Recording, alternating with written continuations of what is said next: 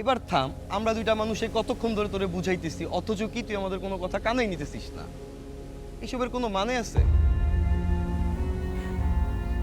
তোর তো বলবি, তোদের তো কিছু হয়নি। যা কষ্ট পার আমি পেতেছি, যা ক্ষতি হওয়ার আমার হয়েছে। ক্ষতি? তোর কি ক্ষতি? আমরা তো কোনো ক্ষতি দেখতেছি না। ক্ষতি তুই কি বুঝবি? দোস্ত, তোর কোনো ক্ষতি হয়েছে? মনে কারো ভালোবাসছস? জীবনে কারো ভালোবাসছস?